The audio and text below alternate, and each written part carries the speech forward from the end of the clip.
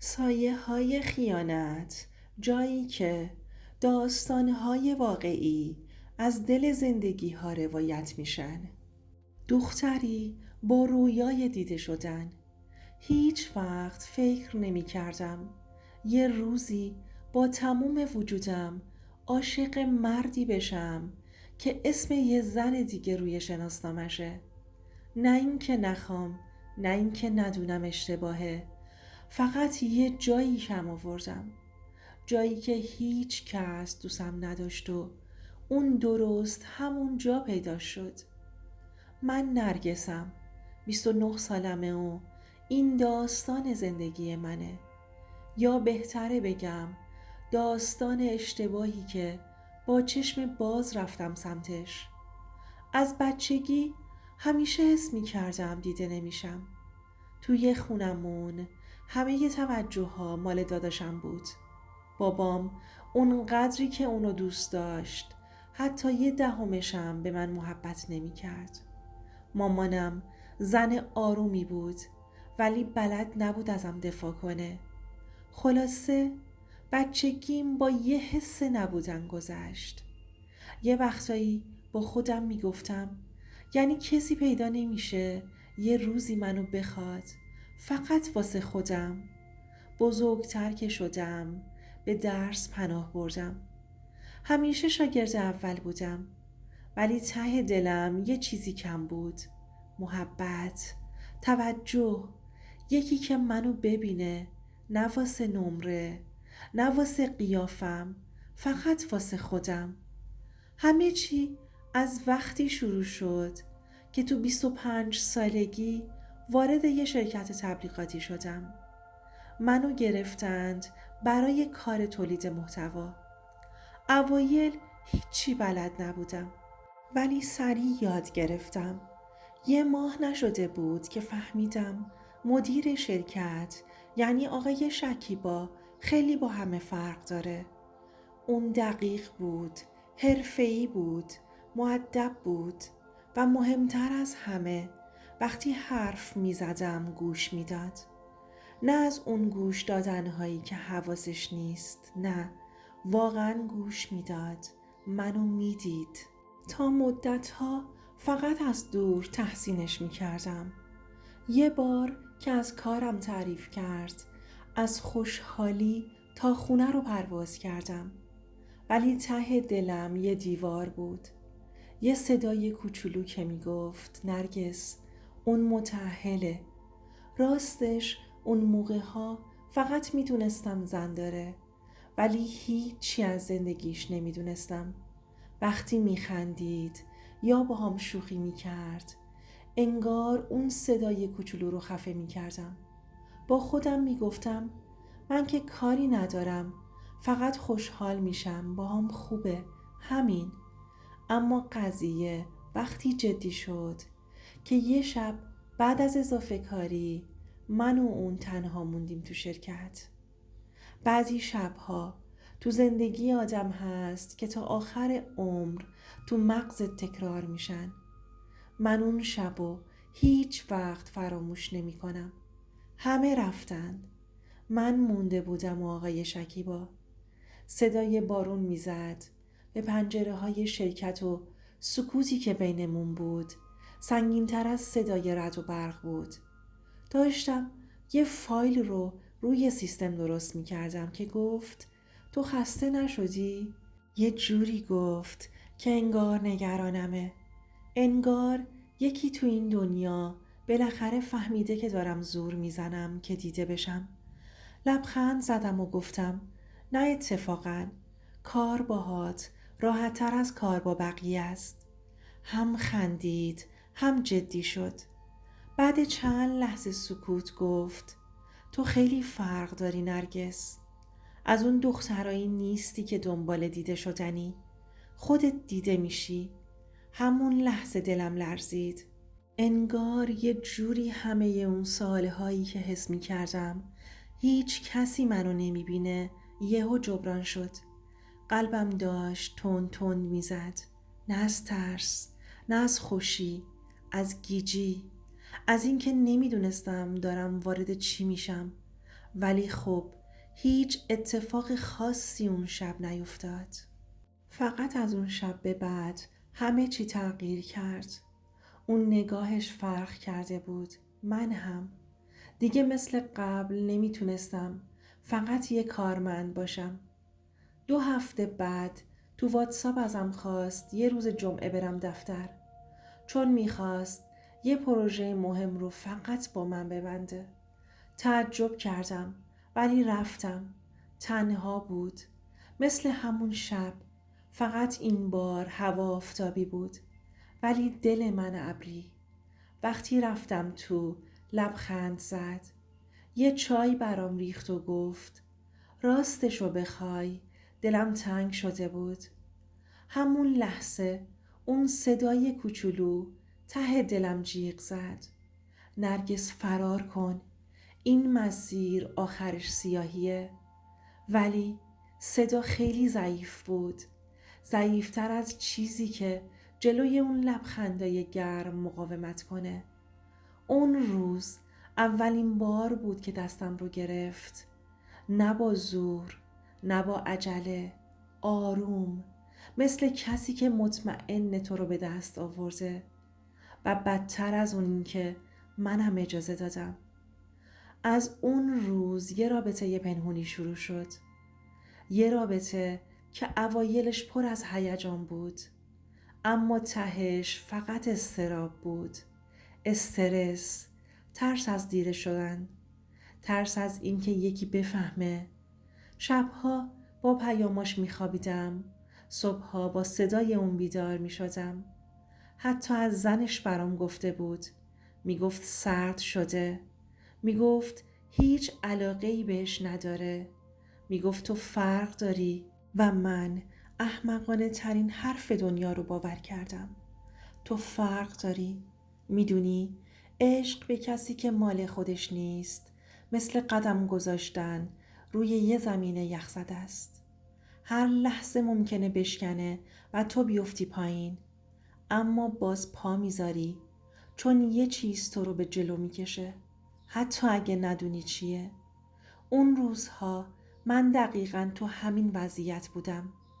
از یه طرف دلم میخواست فرار کنم، از یه طرف نمیتونستم جداشم. انگار یه طناب نامرئی منو بهش وصل کرده بود. صبحها که از خواب پا می شدم، اولین کاری که می کردم چک کردن گوشیم بود. پیام‌های اون، صدای اون، حتی عکس پروفایلش، همه شده بود بخشی از زندگیم. وقتی پیامی میفرستاد صبح بخیر عزیزم، دلم یه جور عجیبی گرم می شد. با اینکه میدونستم دارم توی آتیش قدم میذارم، اما از اون طرف دلم میلرزید. وقتی پیام میزد حواست باشه کسی متوجه نشه، انگار یه سنگ توی معدم میافتاد. دلم میخواست فریاد بزنم، اما صدایی نبود که کمکم کنه. یه بار پیش خودم گفتم نرگس، این دیگه چیه؟ تو داری با کسی زندگی میکنی که حتی مال خودش نیست. ولی جواب خودم رو نداشتم، چون اونقدر دلم تنهایی کشیده بود که این رابطه شده بود مثل یه پل نجات. یه روز وقتی باهاش تو خیابون راه میرفتم دستم رو گرفت. لحظه ای که دستش رو تو دستم گذاشت یه برق عجیبی از سرساپهای من رد شد. همون لحظه احساس کردم دارم از یک دنیا میپرم به یه دنیای پر از ترس و درد و البته امید. ولی دلم میلرزید. نمیدونستم این قدم شروع یه پایانه یا شروع یه کابوس بزرگ. بعد از اون روز دیگه هیچ چیز مثل قبل نشد. کارم، خونم، خوابم، همه چیم تغییر کرد. دیگه نمیتونستم راحت بخندم، نمیتونستم راحت غذا بخورم. افکارم پر شده بود از اون نگاه ها، اون پیام ها و اون دروغ هایی که به خودم میگفتم. شک و تردید مثل سایه پشت سرم بود. شب‌های تنها می شدم گریه می کردم. می دونستم دارم سقوط می کنم. ولی نمی دونستم چطور باید خودمو نجات بدم. یه شب وسط تاریکی اتاقم دستامو به هم قفل کردم و به خودم گفتم نرگس، تا کی میخوای خودتو گول بزنی؟ این زندگی مال تو نیست، باید تمومش کنی. ولی چطور؟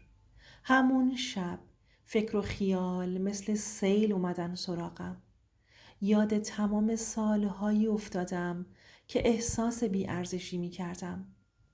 یاد اینکه چقدر دلم میخواست یه روز فقط خودم باشم، بدون اینکه به کسی وابسته باشم. اما ته دلم یه چیز دیگه هم بود. ترس از تنها بودن. ترسی که همیشه مانعم شده بود. وقتی یه نفر رو دوست داری که مال خودش نیست، یه چیزی توی دلت همیشه آتیش میزنه. یه درد پنهون، یه بغض که جا خوش کرده توی گلوت، که هم نمیذاره راحت نفس بکشی. من نرگسم و دقیقاً این حس رو با تمام وجودم تجربه کردم. اون روزی که باید همه چیز رو تموم می کردم. انگار دنیا بهم می خندید. حس می کردم زندگیم یه فیلم کمدی تراژدی شده که هر لحظه یه صحنه جدیدش بهش اضافه میشه. اما واقعیت این بود که من دیگه نمیتونستم این وضعیت رو تحمل کنم. هر روز که میگذشت دلم بیشتر میشکست. ولی همزمان یه صدای کوچیک تو قلبم میگفت باید تمومش کنی. یه شب با خودم گفتم نرگس، کافیه این زندگی تو نیست. اما رفتنش سخت‌تر از چیزی بود که فکر می‌کردم. اون همه خاطره، اون همه حرف‌های قشنگ و دروغینی که بهم زده بود، مثل طناب‌هایی بودن که منو بهش وصل کرده بودن. چند روز بعد تصمیم گرفتم با خودش روبروشم. قرار گذاشتیم توی پارک خلوت، جایی که کمتر کسی بود و میشد بدون استرس حرف زد. وقتی رسیدم دیدمش، مثل همیشه با لبخند مصنوعی، ولی این بار نگاهش عمیق‌تر بود. شاید حتی پشیمون‌تر. با هم نشستیم روی نیمکت. سکوتی سنگین بینمون بود که فقط صدای باد توی درخت‌ها رو میشنیدم. اون اول شروع کرد به حرف زدن. نرگس، میدونم اشتباه کردم. نمیخواستم به هیچ کسی آسیب برسونم. من فقط گوش میدادم. قلبم داشت تون تون میزد. اما چشمام پر از اشک بود. گفتم چطوری میتونی از من عذرخواهی کنی وقتی همه چی نابود شده؟ من هر روز دارم زندگیمو خراب میکنم برای یه چیزی که حتی مال خودم نیست. اون چند ثانیه سکوت کرد و بعد ادامه داد. میدونم تو حق داری بری، ولی من هنوز دوست دارم. یه حس عجیب توی من زنده شد. ترکیبی از امید و ناامیدی. ولی من دیگه اون زن سابق نبودم. فهمیده بودم عشق واقعی یعنی احترام به خودت، نه وابستگی به کسی که نمیتونه مال تو باشه. با صدای لرزون گفتم من دیگه نمیتونم این مسیر رو ادامه بدم. باید برم برای خودم، برای آرامش خودم. اون روز تموم حرف هامون رو زدیم، ولی تمومش نکردیم، چون هر دو میدونستیم این آخرین دیدار ماست. بعد از اون برگشتم خونه با یه بغض بزرگ، اما همزمان حس می کردم یه بار سنگین از روی دوشم برداشته شد. از اون موقع زندگیم شروع به تغییر کرد. شروع کردم به ساختن یه زندگی مستقل، بدون وابستگی به هیچ کس. با خودم عهد کردم که دیگه هرگز اجازه ندم عشقی که مال خودم نیست آرامشم رو خراب کنه. بعد از اون روزهایی که با تمام وجودم قصه خوردم، گریه کردم، خودم رو سرزنش کردم و حتی فکر کردم دیگه نمیتونم ادامه بدم. یه جرقه کوچیک توی دلم روشن شد. اون جرقه اسمش بود امید. امید به زندگی بهتر، به آرامش، به آینده‌ای که خودم میخوام بسازمش. اولین کاری که کردم این بود که از آدم‌هایی که باعث درد و رنجم بودن فاصله گرفتم. قطع کردن ارتباط با اون مرد سخت‌ترین کار زندگیم بود. ولی بدون اون تازه فهمیدم چقدر آزادی و آرامش میتونه شیرین باشه. روزهای اول تنها بودم، خیلی تنها، ولی تنهایی باعث شد که بیشتر خودم رو بشناسم، به خواسته هام فکر کنم، آرزوهایی که همیشه زیر سایه اون رابطه گم شده بودن رو دوباره پیدا کنم. رفتم سراغ علایقم، چیزهایی که همیشه دوست داشتم انجام بدم ولی فرصتش پیش نیومده بود. مثلا نقاشی که تو بچگی خیلی دوست داشتم و کنار گذاشته بودمش. شروع کردم به رفتن کلاس‌های نقاشی. با آدم‌های جدید آشنا شدم. دیدم دنیا هنوز جای قشنگیه. کار جدیدی هم شروع کردم. یه کار کوچیک ولی مال خودم که باعث شد حس کنم دارم زندگی رو دوباره کنترل میکنم. البته همه چیز هم خوب نبود. بعضی روزها دلم میخواست همه چی رو رها کنم و برگردم به گذشته. ولی یادم میافتاد به قولی که به خودم داده بودم، به تمام سختی هایی که پشت سر گذاشته بودم. آموختم که زندگی همیشه صاف و هموار نیست. اما مهم اینه که ما انتخاب کنیم که قوی باشیم، ادامه بدیم و به جلو نگاه کنیم.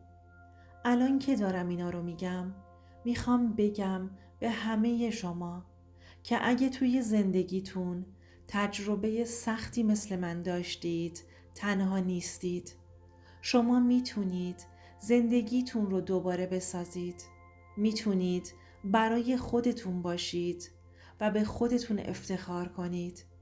هیچ وقت نذار یه اشتباه یا یه رابطه اشتباه ارزش تو رو پایین بیاره. تو لایق عشقی هستی که تو رو کامل میکنه، نه کسی که فقط به خودش فکر کنه. خودت رو دوست داشته باش، برای خودت بجنگ و هیچ وقت دست از تلاش بر ندار. اگه دوست داری داستانهای واقعی دیگر رو بازگو کنم، حتما کانال رو ساب کن و زنگوله رو روشن کن. ممنون که همراه من بودی تا اینجا. یادت باشه زندگی همیشه فرصت دوباره داره، فقط کافیه که بخوای.